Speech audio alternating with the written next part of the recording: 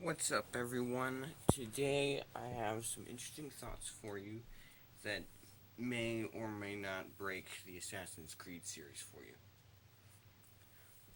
Now, most people, since the game fights against the Order of the Templars, most people think the Templars are, in fact, the bad guy. Well, that's actually not the case. If you look at it, the Assassins are actually the bad guys. Now, the reason I think this, if you go back to the history of the actual Templar, in the early 1200s, after the First Crusade ended, the church rounded up most of the Templar and then gave them to the Inquisition, who tortured, interrogated, and then executed them. Now, it is my belief that the Assassin's Creed are actually the Inquisition's agents themselves, and most of the Creed doesn't even realize who they're working for. Now, the Templar, you've seen some really screwed up things they've done in the game, yes, but just like old history, everybody who's anybody claims to be a Templar. Also, we go back to Ezio Auditore. He was fighting the Templar in the church, and the church had all the power. The church has all the power, yes, but the Templar were destroyed by the church.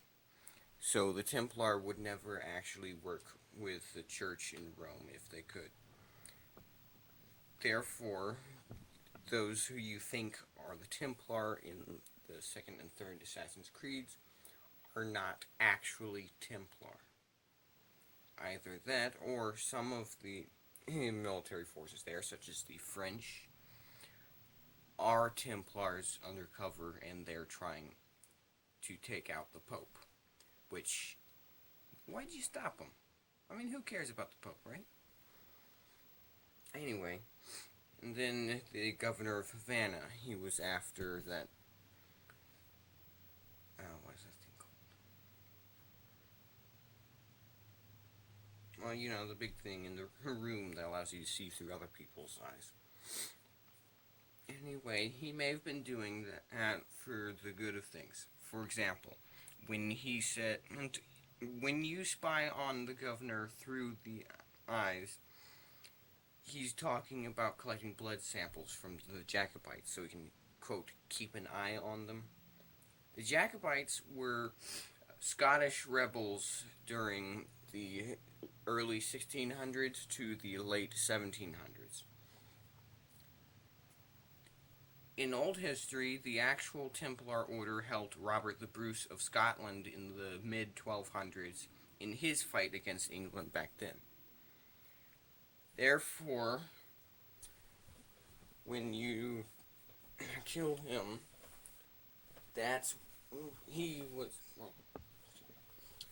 he was actually trying to get the blood samples from them so that he could help keep an eye on them and coordinate attacks. Therefore, when you killed him, you partially helped England defeat those poor Jacobites. Now, what are some other examples? Woodes Rogers. He wanted the governor dead. He said this in his death when he was killed by Captain Edward Kinway. He was on your side. You killed him. Again.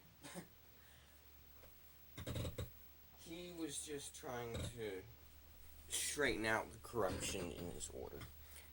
Yes, the governor was a Templar, and I'm for the Templar side, but he was a corrupt ruler. We've had him before.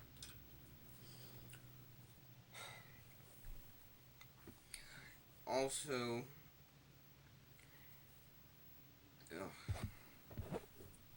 well, yeah, the governor was corrupt.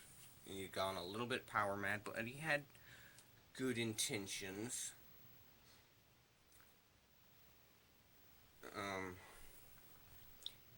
And then Kenway did too, but most of the Creed does. But what I think is that the Creed, the Creed's officers, agents, rulers, whatever you want to call them, are not being 100% truthful with the Creed's assassins. So I think that the assassins know, whether they realize it or not, are the bad guys, and the Templar are actually fighting for good. The assassins are